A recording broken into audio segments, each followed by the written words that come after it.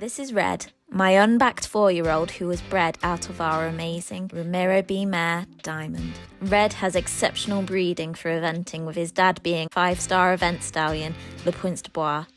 He has spent his first 4 years of life out in the field, playing with his peers, which means he is totally unspoilt and now ready to start working life. We are on a journey taking Red right from the start to hopefully his first event.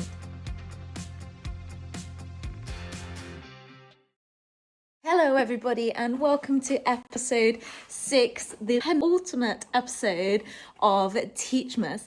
Today we're back with Ready Teddy to do another catch-up video on what has been going on with his training, and most particularly on how I have built him up to jumping his first Oxer, which is very exciting, isn't it, Mr. Man? I am so excited about this guy and praying that I can manage to keep him, because I really think he's special, and I know you guys do too. With that in mind, I'm now having to try and make sure that absolutely everything I do is happening in a very productive manner, because one, I need to earn a lot more money in order to make sure that I can keep a third event horse running, because we've already established that costs a whole lot of money. And two, it takes so much more time having another one to keep going. Not that I'm complaining, because I love keeping you going, eh, teddy bear?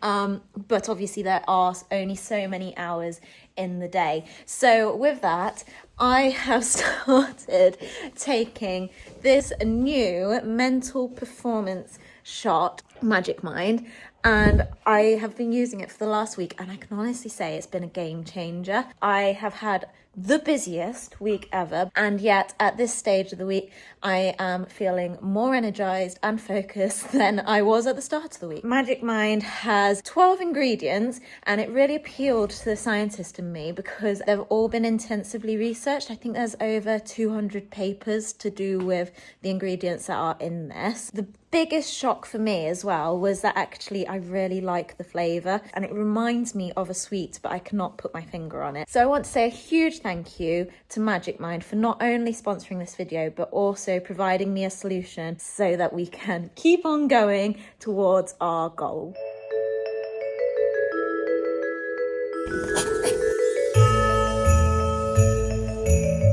Here is Teddy Bear out on his first ever hack out. I filmed it the wrong way around, hence why you're getting a very cropped version. So while I was getting him going with his groundwork and the likes, I did take him out on the long lines quite a few times, and we've got a really good track around, sort of an internal loop around the farm, which goes around some of the fields, and that was just an ideal loop to long line him round. And then obviously it made a natural progression at the stage that he could go out and about to hack him round it. He was a good boy, and Mum came along with the bike. And then once we got quite confident going around that loop, we then decided to venture out to one of the gallops at our yard. So we call this one the canter circle. It's a very open space. It's 500-metre oval, so it's perfect for speed training and the likes, and it's up on top of a hill. So it was a really windy day that day. It was the morning that Storm Darrow was blowing up, and I was just trying to get ridden before the storm arrived so that we could then tuck the horses comfortably up in their stables. And I expected just to go walk around it, but Teddy's felt so solid and so excited, but not in a, silly way, just enjoying himself. And I thought, you know what, let's give him a try and see what trotting's like. And he was brilliant. He was very forward thinking, which is fantastic. But I was quite decisive with him that he couldn't go faster than I wanted him to go, because obviously he is quite a big boy and I'm only actually 5'2", so he doesn't need to go learning that he can disappear off into the distance. As you can see, we've got some little hurdles and chase fences in the middle. I need to go walk them and see if there's any rabbit holes or the likes, because they would be ideal for him once he's at a stage that they're suitable. So after we'd walked all the way around once both ways, and then I'd had a trot all the way around once both ways, he still felt amazing. So I was like, you know what, let's just try it and give him a canter. And you can see how sweet and compliant he was. He was just brilliant. I was able to stand up in my stirrups. And this was just a real big proud mum moment, because I actually did this the day before he did his first jump. So it was such a big step to be out in the open like this, and him just being so brilliantly sensible despite being out in the wind. And he really enjoyed the change of scenery, and I think it's showing how bold he is as well. Normally you'd take another horsey friend out with them to give them a lead. He didn't need that. It was just sort of on a whim. It felt like a good day to try it with him, and he was brilliant. Nothing scared him. He was just happy to get on with it, and I really enjoyed it. It also feels like he's really got some more gears in there as well. I was keeping him very steady and just saying, let's just do a nice steady canter, and we were so proud of him. On to a new day now, and we're back into the arena for some jumping. This was last Sunday, so about a week ago now, and we decided that we're just going to up his game a little bit. So I'm having a quick warm-up. You can see how much he's improved in his canter transition, and he's just coming on day by day. During the week, I'd taken him on a couple of little walk hacks, but not done loads, and he actually came out feeling a little bit fresh. So it was good to bring him in and give him something proper to concentrate on. He's definitely getting to that sort of teenager stage, shall we call it, where he's starting to get a little bit cockier, and it's great because that means that he's feeling a bit more confident, which is fantastic. So he's now doing some canter poles for the first time ever, and he's being a really clever boy. He's only ever really done one canter pole on its own before, and then we just built up to getting him going over the fences like normal. This is only actually the third time he's jumped, and you can really see that he's getting such good form. Now this is an interesting one, because what we're doing is we're building up to this first Oxer. So instead of moving the ground rail to the other side of the fence, Mum just put me an extra ground rail down just to start building up to the Oxer, and it is quite interesting to see how Red takes it, because it took him by surprise a little bit.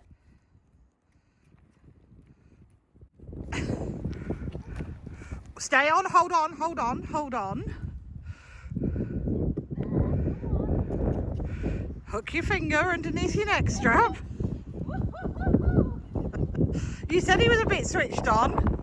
So that was entertaining. Now, I've always said an event horse needs something about it, and that just took Red by surprise. He's never jumped anything with two ground rails on each side, so he was just like, that is a bit scary. So he didn't get told off, because I was glad he stopped at the end. He could have done a lot worse. I was off balance, and it did definitely take him by surprise. So I just showed him the fence and then brought him round to see what happened.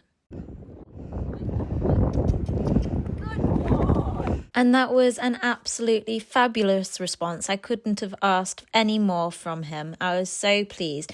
You know, they're always going to make mistakes at some point, and that was not a naughty mistake. He was just not understanding, basically. So there we jumped him like that. And I also have the opinion that an event horse needs to be bold. It needs to be bold enough to go, but it's got to be careful enough to leave the fences up, and it's that fine balance. And if you have them careful, they will observe when things change. So we then just need to get their confidence really high. And once Red had told me that he found it a little bit strange, I thought, let's just give him a bit of a better chance at actually being able to see and assess his fences and then pop over them. So then here we are, coming to our first Oxer.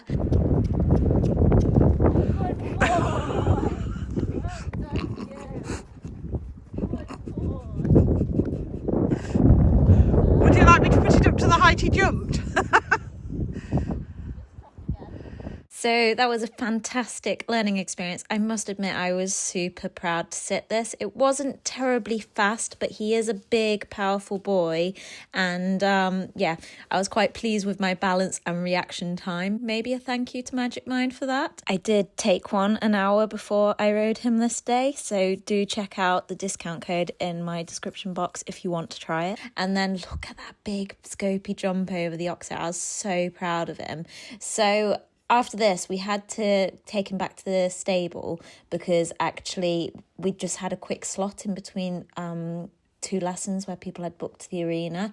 But it was perfect the opportunity just to let him go and process what he'd learned.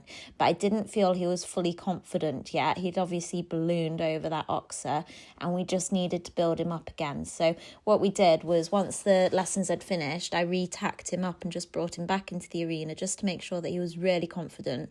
And we were just building him up again with the 2 ground rails. So we'd identified that he had that look where there was a background rail, and you can see he says again, oh, I'm really not sure.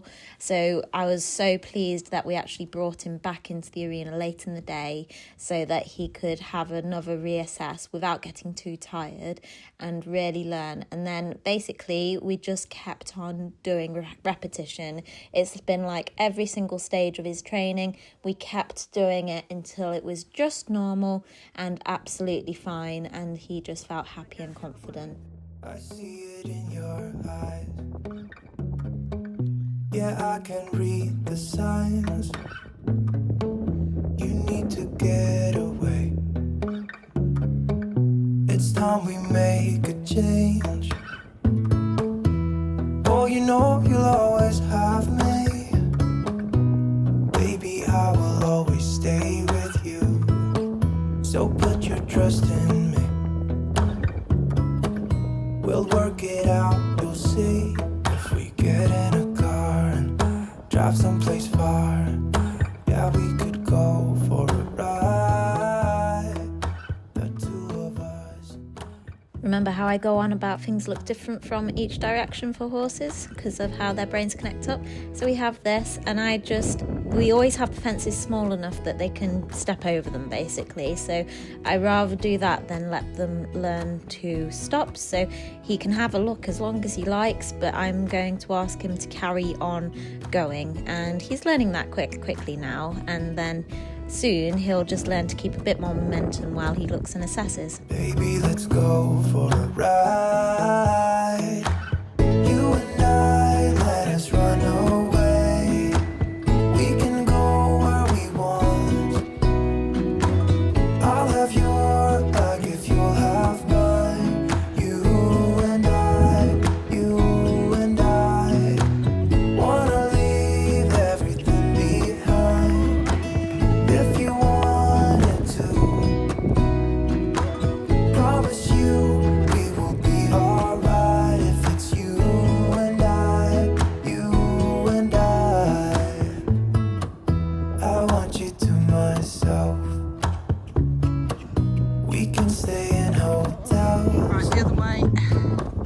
just living off the edge. Only good times ahead. So let me put a smile upon your face. Maybe make your worries go away. So put your trust in me. We'll work it out, you'll see.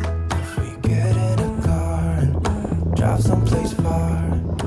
So now we're coming round to the Oxer again, and you can see we've had a bit more time to build it up. He's had a bit of time to process, and he jumped it quite a bit more confidently this time round.